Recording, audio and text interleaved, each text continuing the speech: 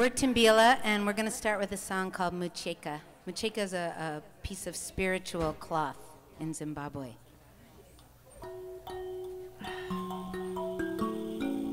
So I'll just say a few words. Most of these songs are based on music from the Shona traditional repertoire, and it's music used for probably thousands of years, at least 1,000 years, in spirit possession ceremonies. Normally not with guitars or violins or tabla drums, let alone, or marungus for that matter. That would be us. But we've been really lucky to study with some really amazing musicians there. I met Nora in Zimbabwe in 1997 when she was studying with the great Mbira master Tute Chigamba, and I was working with the popular music band Thomas Mapfumo and the Black Sun Limited, who were the champions of taking this music and turning it into electric dance pop music. And so we've kind of taken all of that and added our own spin to it.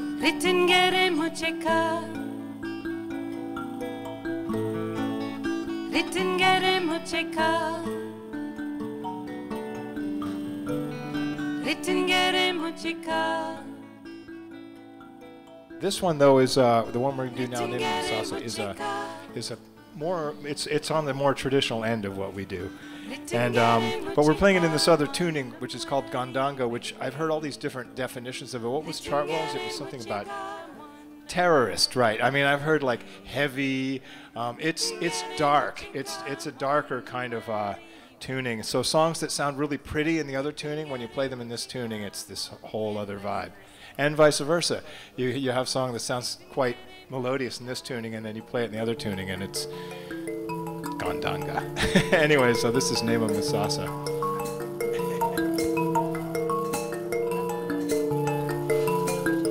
I've heard that Mbira was traditionally not played by women, and I do understand the sacredness of the instrument. I actually played at several bira ceremonies when I was in Zimbabwe with my teachers.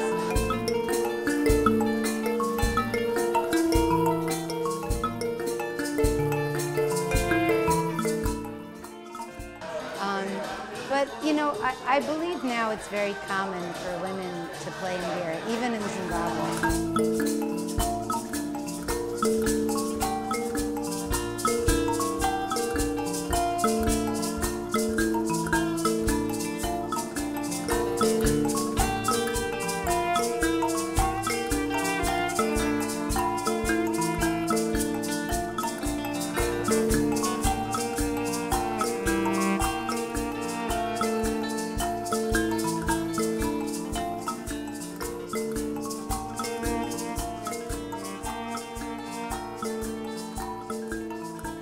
I began playing Mbira in 1995, and then I went to Zimbabwe in 1996 to study Mbira with the Chigamba family. And my plan was to go for 6 weeks, and I stayed for 1 year. And then I came back to New York, and a few months later I went back to Zimbabwe, and I was kind of going back and forth for about 4 years. So I've been playing since 1995. And yeah.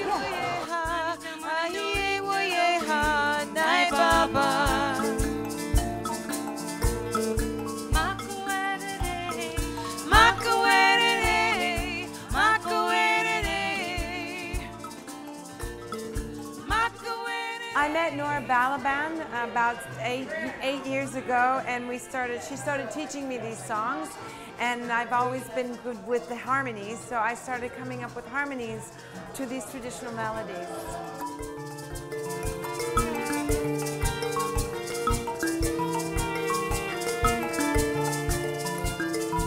There's something about the violin, I think, that is like a voice. And so the vocal lines, when they become violin lines, they feel sort of natural.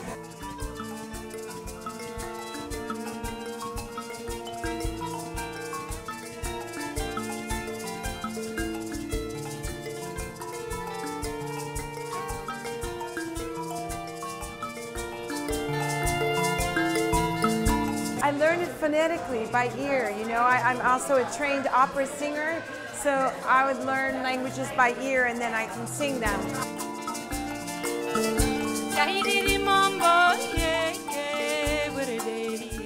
In the traditional Shona music, as you know, there's a lot of singing, but typically it's not harmonized.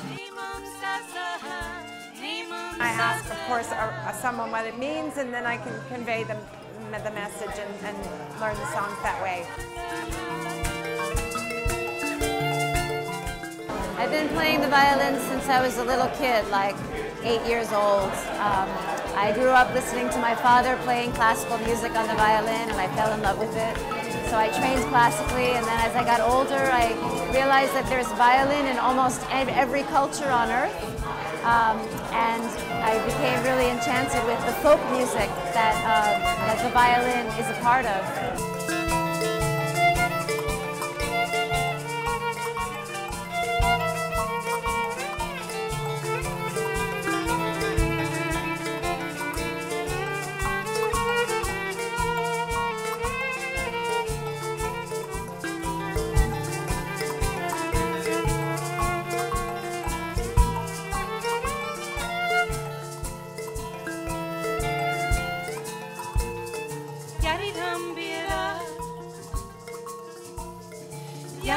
ngoma, Mbira, ngoma. And they were Mbira players, and they just filled my house with this music, and I was absolutely like enchanted by it. I really like went into a trance.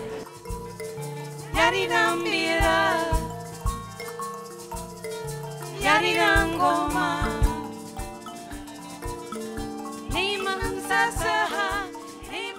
Listening to this music, it felt to me like a river that just had no beginning and no end, and it was so deep and beautiful and moved in this beautiful way. I've had wonderful teachers. First, Nora herself, who sat with me. We meet every week, and just her and I, we work together. And I'm really learning the vocal parts, and I'm learning the Mbira parts, and then I'm finding the way to translate those parts into the violin.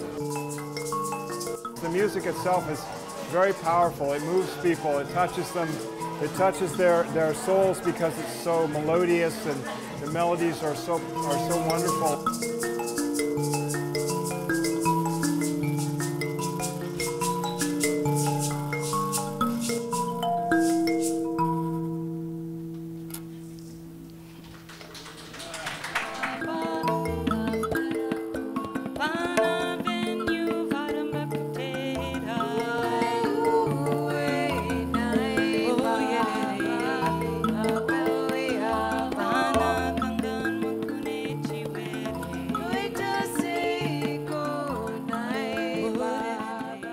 So many great musicians taught us and gave us what we know.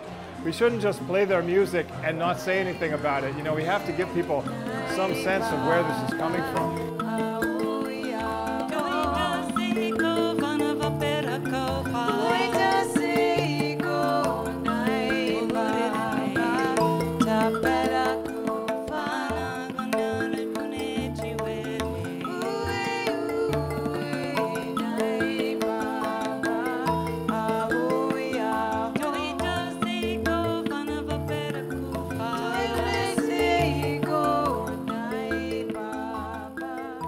Well, you know, it's kind of like layers of modern ideas laid on top of the old tradition.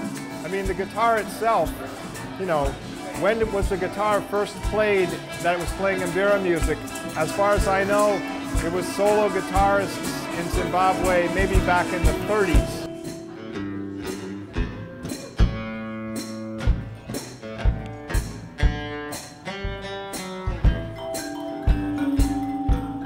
It didn't really start to become a popular phenomenon with flat picking guitar until really the 70s, you know, with Thomas and the Hallelujah Chicken Run Band. It was one of the first to play that way. And then of course, it became this whole genre.